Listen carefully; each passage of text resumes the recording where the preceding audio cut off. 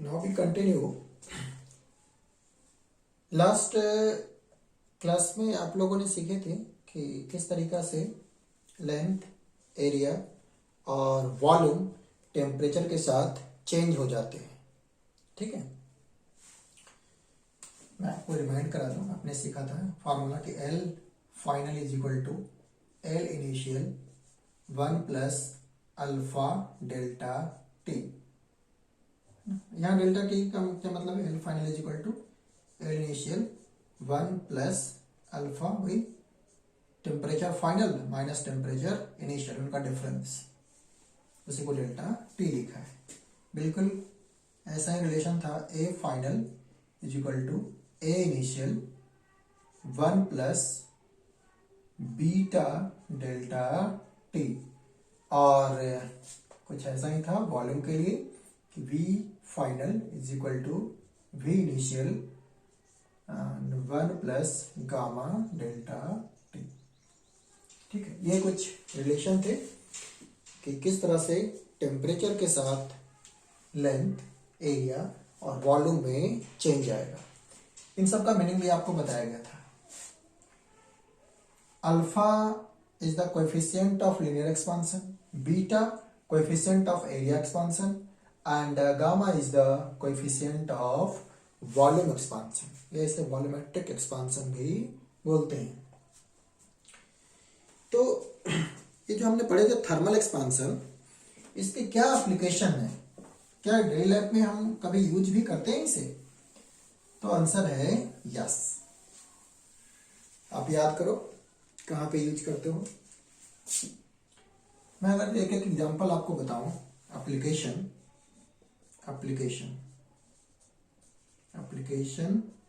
Of thermal expansion, याद करो आप क्या क्या हो सकता है। कहां कहां पे फिनोमेनन आप देखते हैं कि टेम्परेचर चेंज करने की वजह से कहीं लेंथ चेंज हो रही है, कहीं एरिया में चेंज आ रहा है, कहीं वॉल्यूम में चेंज आ रहा है। मैं बिल्कुल एक बेसिक सा बात बताता हूं।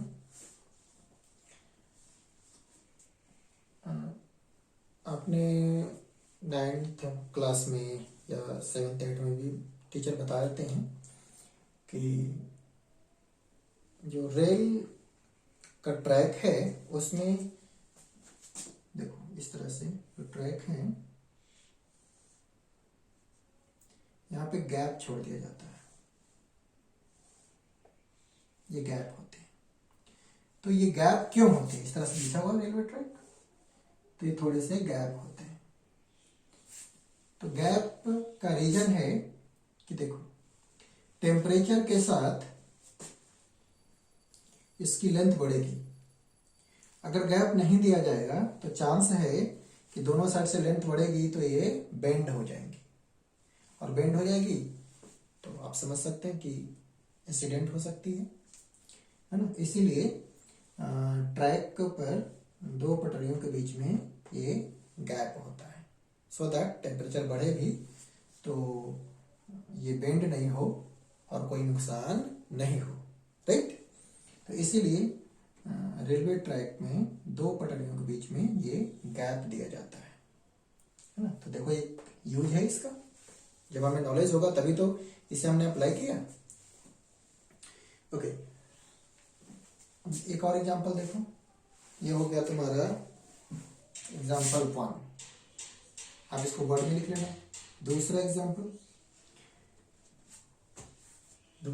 बताओ, सोच के थोड़ा सा। और मैं बता सकता हूँ। देखो कभी कभी क्या होता है कि बॉटल का जो कैप होता है ना, जो कैप होते हैं ठंड के दिन में देखोगे ना तो ये काफ़ी मुश्किल हो जाता है इनको ओपन करना। ठीक है, तो क्या करते हैं, ये मेटालिक होता है और हमें पता है कि मेटल का जब टेम्परेचर बढ़ाते हैं तो जनरली उसमें क्या होता है, एक्सपांशन होता है। तो ये ठंड के दिन में काफ़ी टाइट हो जाते हैं, मुश्किल हो जाता है इसे ओपन करना। क्यों? क्योंकि ठंड के दिन में कंपेयर टू समर टेम्परेचर कम होती है, तो इसका जो डायमेंशन है वो कम हो जाता है। और ये काफ़ी टाइट हो जाते हैं। तो इसे लूज करने के लिए, ओपन करने के लिए हम क्या करते हैं, इसको थोड़ा सा हीट कर दो, इसका थोड़ा टेम्परेचर बढ़ा दो। टेम्परेचर बढ़ाने से ये जो बॉटल का नेक है उसमें एक्सपांसन बहुत कम नहीं के बराबर होगी, और जो कैप है वो मेटालिक है, उसमें एक्सपांसन ज़्यादा होता है, तो आसानी से ये ओपन हो जाएगा। तो ये भी एक एप्लीकेशन है। थर्ड देखो, है ना, थर्ड मैं बात कर रहा हूँ आपको, ये घर से में आपने देखे होंगे कि जब आइस बनाने के लिए बॉटल में पानी भर के रखते हैं या किसी भी कंटेनर में, तो पूरी तरीक़ा से उसको फुल नहीं करते। ठीक है, अगर बॉटल में आप रख रहे हो, सोचो कि ये बॉटल है आपके पास और इस बॉटल में आपने आइस बनाने के लिए पानी रखना है ना, रेफ्रिजरेटर में आपको रखना है, तो ये बिल्कुल नेक पूरे यहाँ तक पानी नहीं रखोगे। अगर यहाँ तक रखोगे और कैप लगा दिया आपने, और सोचो एक कांच की बॉटल है, प्लास्टिक का नहीं, कांच का है, पूरे में आपने पानी भर दिए, कैप लगा दी, टाइट कर दी, तो आपको क्या देखने को मिलेगा कि जब ये आइस बनेगा तो आपका बॉटल ब्रेक हो जाएगा, टूट जाएगा। क्यों, सोचो थोड़ा, क्यों टूट जाएगा? तो आंसर है कि जो वाटर का वॉल्यूम बढ़ जाता है जब वो लिक्विड से सॉलिड स्टेट में आता है, तो ठीक है ना। तो ये भी एक एप्लीकेशन है। तो हमें पता हो गया है, हम लोग क्या करते हैं कि पानी उसमें थोड़ा कम डालते हैं ताकि वॉल्यूम बढ़े भी तो इसके नेक तक आए, यानी कि उसमें ऑलरेडी स्पेस हो, तो आपका जो बॉटल है वो डैमेज नहीं होगा। ठीक है, these all are the example. चलिए अब मैं आपको सिखाता हूँ, आपके क्लास में भी आते हैं, relation between alpha, beta and gamma. Means किस तरह से लीनियर एक्सपांसन, एरिया एक्सपांसन और वॉल्यूम एक्सपांसन एक दूसरे से रिलेटेड है। आओ करते हैं। तो आप पहले हेडिंग लिख रहे हैं, relation between alpha and beta. Relation between, या क्वेश्चन ऐसे भी आ सकता है कि ड्राइव या प्रूव दैट, ठीक है, ड्राइव या prove that derive alpha is equal to 2 beta, I am sorry, beta is equal to 2 alpha, right. तो आप ये प्रूव कीजिए कि जो कोएफिशिएंट ऑफ एरिया एक्सपांसन होगा, it is the coefficient of area expansion, coefficient of area expansion and alpha is the coefficient of linear expansion. तो coefficient of linear expansion का twice, लगभग twice coefficient of area expansion होता है, right. तो इसे हम लोग शो करते हैं कि ऐसा कैसे होगा, राइट। चलो इसको रख कर देता हूं, अब इसी स्पेस में हम लोग काम करेंगे।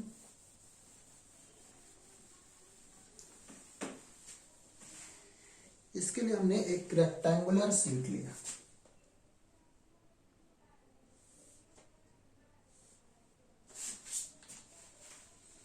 एक रेक्टेंगुलर शीट लेते हैं।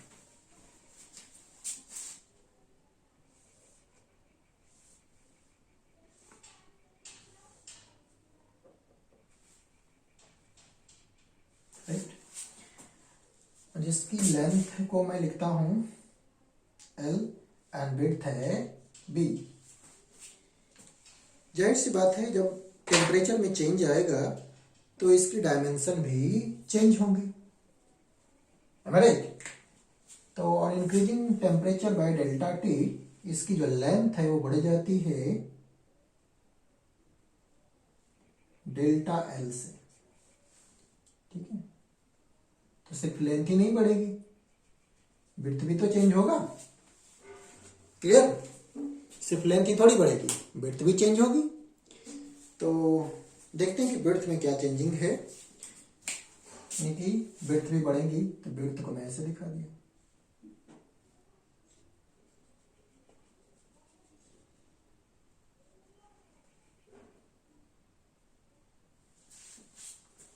ठीक है ना। तो इस तरह से लेंथ और विड्थ में चेंजिंग आया। लेंथ में चेंज को हमने डेल्टा एल लिखा है, और जो विड्थ में चेंजिंग आया है उसको डेल्टा बी लिखता हूं। This is delta B, change in width, and delta L is the change in length.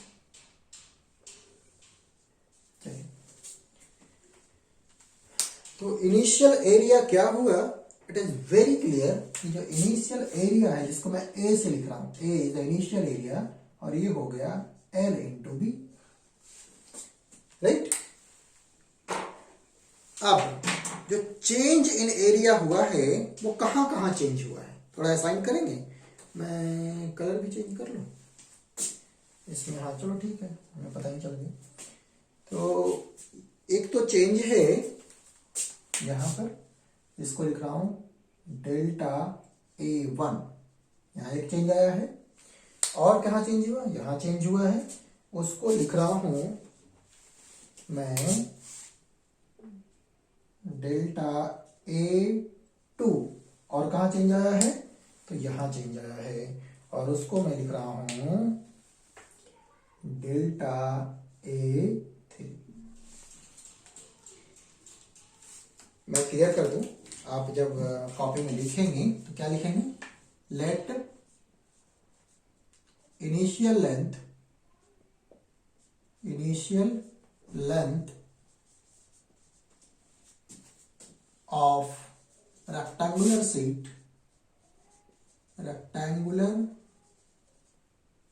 sheet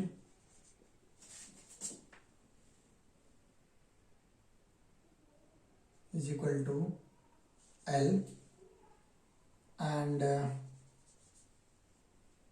width, ठीक है, एंड जो width होगा वो क्या होगा, B। Let initial length of rectangular sheet is equal to L and width, ठीक है, is equal to B। Initial length L है और width क्या है, B है, ठीक है। तो ये हमें ध्यान में रखना है eight given temperature.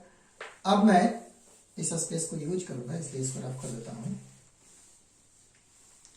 Due to increase in temperature, मैं लिख रहा हूं due to increase in temperature, change in area, जिसको डेल्टा ऐसे लिखूंगा, change in area delta A is equal to delta A1 plus delta A2 plus delta A3, right. तो firstly हम लोग ये फाइंड कर लेते हैं कि अगर जो इनिशियल डायमेंशन L और B है, तो due to change in temperature by delta T, temperature लिख देता हूं, by due to increase in temperature by delta T, change in area इतना होगा। नाउ अब एक एक करके फाइंड करते हैं। डेल्टा A1 आप ही बताना मुझे क्या होगा, डेल्टा A1 यानी यहां से यहां तक क्या कैसे लिखेंगे, लेंथ L और change in width delta B, यानी कि लिखेंगे L डेल्टा B, राइट। अब इसको और थोड़ा मॉडिफाई करो,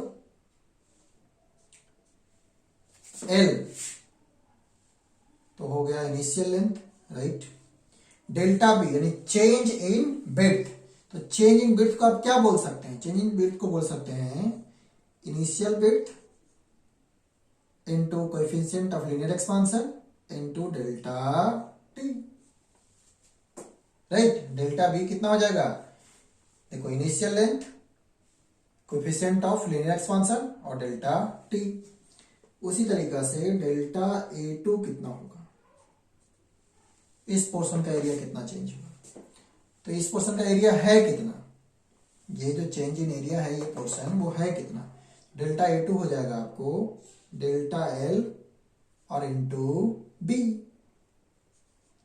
चलो तो बी मैं रहने देता हूं। अब डेल्टा L के प्लेस पे बी डेल्टा एल, बी रहने देते हैं। डेल्टा एल के प्लेस पे क्या ले सकते हैं? सिमिलर है, एल अल्फा और डेल्टा टी। चलो अब इसी तरीका से change in area of this portion क्या हो जाएगा? डेल्टा एल और इंटू डेल्टा बी। अब डेल्टा एल आप ऑलरेडी जान चुके हैं कि डेल्टा एल को क्या लिखना है ना? डेल्टा एल हो जाएगा आपको एल अल्फा डेल्टा टी, और डेल्टा बी क्या होगा? तो बी अल्फा डेल्टा टी। आपको मैं रिमाइंड करा दूं कि जो चेंज इन लेंथ होता है वो क्या होता है? Initial length, coefficient of linear expansion और चेंज इन टेम्परेचर। उसी तरह से विड्थ भी क्या है? लेंथ ही तो है। तो initial width, coefficient of linear expansion और चेंज इन टेम्परेचर। तो आपने जो इंक्रीमेंट हुआ है एरिया में वो क्या ही हुआ है? A1 delta A1 delta A2 और डेल्टा A3, यानी इन तीनों को सम कर दें तो मुझे पता हो जाएगा कि इसका एरिया कितना से चेंज हुआ है, राइट। और ये सब मैंने कैसे निकाला? आपको क्लियर होगा कि डेल्टा A1 का क्या मीनिंग हुआ? लेंथ L और इसमें डेल्टा बी बढ़ गया है, यानी कि ये पोर्शन का जो एरिया होगा डेल्टा A1 वो हो जाएगा L इंटू डेल्टा बी।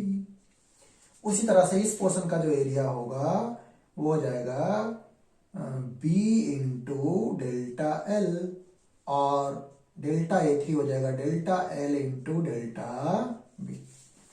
ठीक है। अब मुझे अगर जो टोटल चेंज इन एरिया निकालना है, टोटल चेंज इन एरिया क्या हो जाएगा? Delta A1 plus delta A2 plus delta A3। Add करो इसको, डेल्टा A क्या लिखो? A1 क्या ही आया था? L B alpha delta T। A2 क्या आया था? B L alpha delta T। A3 क्या आया था? डेल्टा A3 क्या आया था? तो L alpha delta T into B alpha delta T। चलो यहां से हमें जैसा दिख रहा है L B alpha delta T, L B alpha delta T कर दो 2 into L B alpha delta T plus L B alpha delta T whole square. अच्छा एक बार और इसको थोड़ा अरेंज करते हैं। इसको मैं ऐसा लिखता हूं L B 2 alpha delta T plus में L B alpha delta T whole square. अब मैं आपसे एक कॉन्सेप्ट डिस्कस करता हूं कि ये जो डेरिवेशन करने जा रहे हैं यहाँ जो चेंजिंग टेम्परेचर है वेरी स्मॉल है, ऐसा ही जूम कर रहे हैं।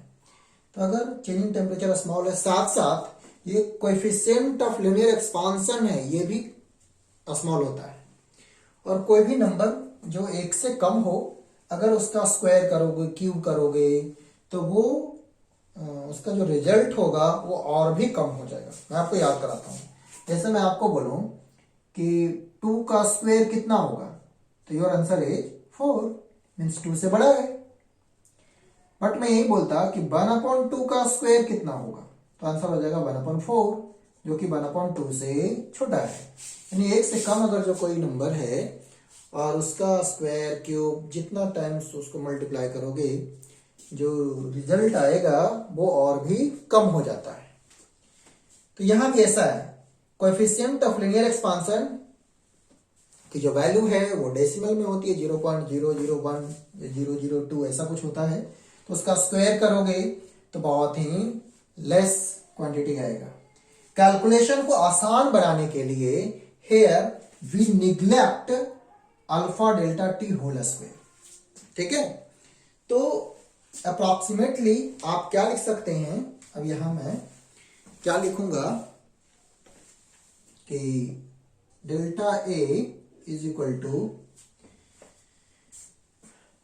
L B, L into B, बताओ क्या है, एरिया ए है तो initial area A, 2 alpha delta T plus इसको मैं टेंस टू 0 कर दिया, तो ये तो 0।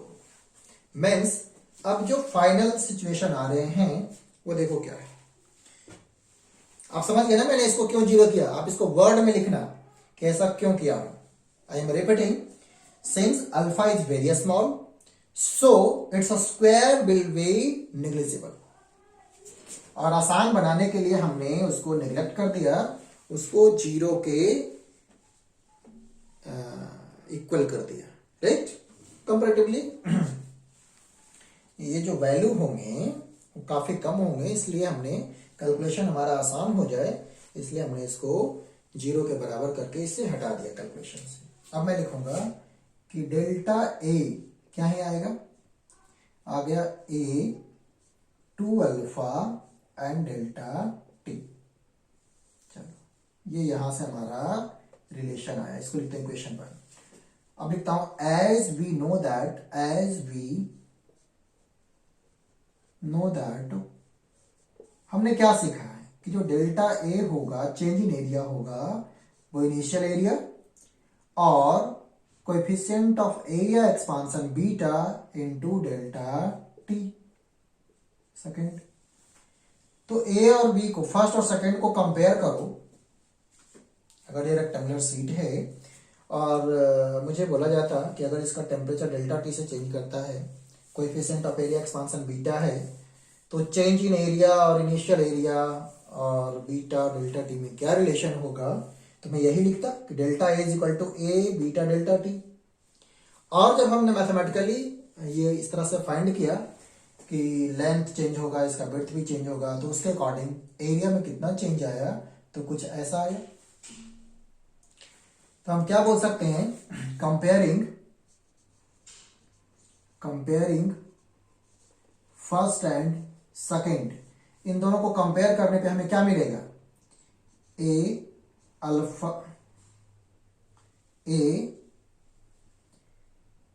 2 alpha delta T is equal to A beta delta T. और यहां से बहुत ही क्लियर हो गया कि 2 alpha is equal to beta. ये तो हमें शो करना था, 2 alpha is equal to beta, या बोल सकते हैं कि alpha is equal to beta by 2, same ही चीज है। इसको बोल सकते हैं कि alpha is equal to beta by 2, तो इसमें कोई डिफरेंस नहीं है, सेम है, राइट। दिख रहा है आप लोगों को, हाँ ठीक। तो इस तरह से आपने ये प्रूफ किए कि coefficient of linear expansion coefficient of area expansion का हाफ होता है, या बोले कि coefficient of area expansion linear expansion का ट्वाइस होता है। ठीक है, तो आप इस तरह से जब क्लास 11th का पेपर में आएगा तो प्रूफ कर सकते हैं, राइट। अब इसी तरीका से आप अल्फा और गामा में भी रिलेशन बता सकते हैं। ठीक है, where gamma is what, coefficient of volume expansion. तो आइए थोड़ा उस पर भी हम लोग कोशिश करते हैं कि कैसे उसे फाइंड करेंगे। राइट, मैं इसे रफ कर देता हूँ, आप लोग इसको कॉपी कर लो अपने नोटबुक में।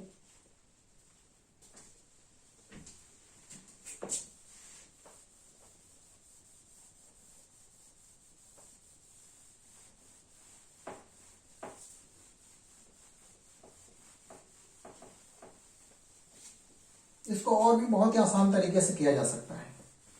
ठीक है, चलो आप लोग का एक होमवर्क रहा कि कोई और भी तरीका है, हो सकते हैं, कोई दिक्कत वाली बात नहीं है, तो दूसरे तरीके से आप ट्राई करेंगे कि इसको और कैसे प्रूव करें कि अल्फा जो होगा वो बीटा बाय 2 होगा। चलो अब हम लोग अभी सीखेंगे कि जो अल्फा होगा वो गामा बाय 3 होगा, या बोल सकते हैं कि 3 alpha is equal to gamma. अब हम लोग इसको शो करने जा रहे हैं। इसके लिए मैं बहुत ही आसान सा तरीका बनाया। क्या है कि एक मैंने क्यूब लिए,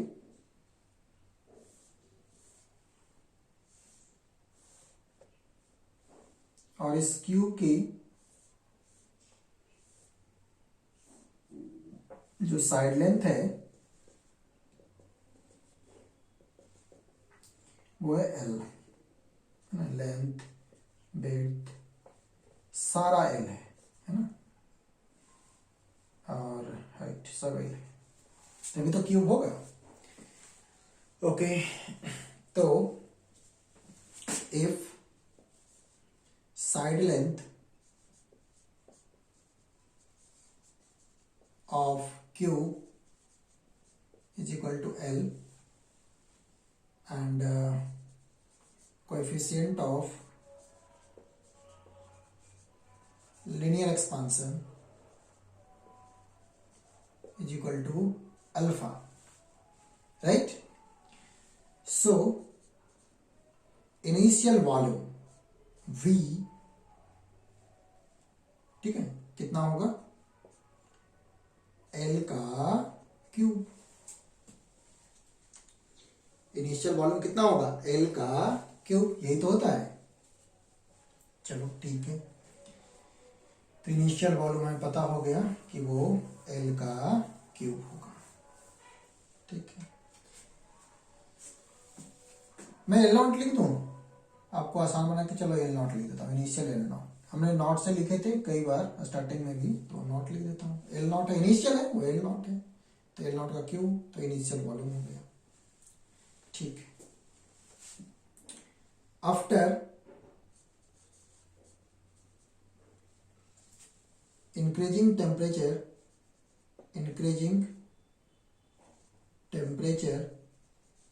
by डेल्टा टी, जो L होगा वो क्या होगा L naught 1 plus alpha delta T. So जो V होगा, V फाइनल L का क्यूब, क्या लिख सकते हैं, इनिशियल वॉल्यूम V नॉट यानी L नॉट का क्यूब। जब टेम्परेचर बढ़ा तो उसकी लेंथ बढ़ी, यानी सारा डायमेंशन बढ़ गया, तो अब जो फाइनल वॉल्यूम होगा वो L का क्यूब होगा। और L है क्या, L naught 1 plus alpha delta T, right. अब इसका हम क्या करेंगे, क्यूब करेंगे। L तो हमने यही सीखा था ना कि L क्या होता है, देखो ना, L naught 1 plus alpha delta T, तो L के प्लेस पे L naught 1 plus alpha delta T का होल क्यूब। तो V आ गया मेरे पास L नॉट का cube into 1 plus alpha delta T का cube.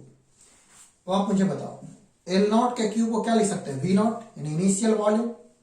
V not is what, initial volume. मैं आपको लिख देता हूं कि यहां जो मैंने टर्म यूज किए हैं वो है V not initial volume, initial volume, and जो V है it is final volume, final volume, right.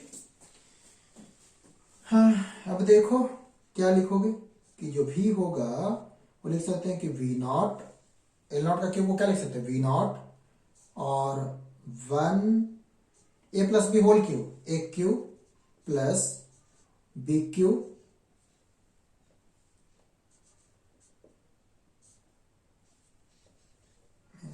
A cube plus B cube plus 3 a B square plus 3 a square b, आपको याद होगा a plus B whole cube क्या ही होता है, a cube plus b cube plus 3 a b square plus 3 a square b। अब इसको थोड़ा सोल्व करो, फिर से वही टेक्निक लगाएंगे क्या कि अल्फा इज वेरी स्मॉल तो इसका क्यूब निग्लिजिबल हो जाएगा। तो वैसे सिचुएशन में क्या लिखेंगे कि since alpha is very small so it's cube is negligible. अब वर्ड में लिखना since alpha is very small, coefficient of linear expansion is very small so it's cube will be negligible, और इसका स्क्वायर भी निग्लिजिबल होगा। जब square negligible है तो क्यूब भी होगा, है ना। पिछली बार हमने स्क्वायर का निग्लिजिबल किया था तो क्यूब तो ऑलरेडी निग्लिजिबल होंगे, तो ये दोनों निग्लिजिबल हो जाएंगे, यानी टेंस टू 0 हो जाएगा, तो ये टर्म और ये टर्म कैंसिल हो जाएगा, खत्म हो जाएंगे। यानी इसको मैं लिख सकता हूं कि it is tends to 0, tends to 0 means ये 0 होगा नहीं बट ऑलमोस्ट 0 के इक्वल होंगे, और इसको भी लिखता हूं ये पूरे को ये टेंस टू 0 है। तो अब मेरा जो फाइनल एक्सप्रेशन होंगे हो जाएंगे कि v is equal to v naught, right. क्या बचा यहां से 1 plus 3 alpha delta t, clear. ऐसा अब इसको लिखता हूं ये फर्स्ट, फिर लिखूंगा एज वी नो दैट क्या कि जो v होगा वो लिखा जाएगा कि v naught 1 plus gamma delta t, where gamma is the coefficient of volume expansion या वॉल्यूमेट्रिक एक्सपांशन बोले तो क्या लिख सकते हैं फ्रॉम फर्स्ट एंड सेकेंड। अब फर्स्ट और सेकेंड इक्वेशन को जब कंपेयर करेंगे तो हमें क्या ही मिलेगा बताओ, v नॉट 1 डेल्टा टी यानी कि 3 अल्फा गामा के बराबर होगा। तो हमारा जो रिजल्ट मिला वो रिजल्ट है क्या 3 alpha is equal to gamma, ठीक है। ये हमारा फाइनल रिजल्ट मिला। ऐसे को बोल सकते हैं कि gamma by 3 is equal to alpha, ठीक है। तो हमने यहां ये शो किया कि जो volumetric coefficient of volumetric expansion होंगे वो कोएफिशिएंट ऑफ लीनियर एक्सपांशन का थ्राइस होगा। आई होप आपको ये तीनों ये जो दोनों डेरिवेशन किए हैं वो अच्छी तरीका समझ आए होंगे। अल्फा बीटा गामा में जो रिलेशन होगा वो भी समझ आया होगा। तो फाइनल जो ऐसा लिख सकते हैं कि हमने जो रिजल्ट मिला वो क्या क्या मिला, इसको रफ कर दूं, आप कॉपी कर लो आराम से, है ना। इसको पॉज करो और कॉपी कर लो, ठीक है। तुम्हारा फाइनल जो रिलेशन मिला अल्फा बीटा और गामा में वो क्या है देखो,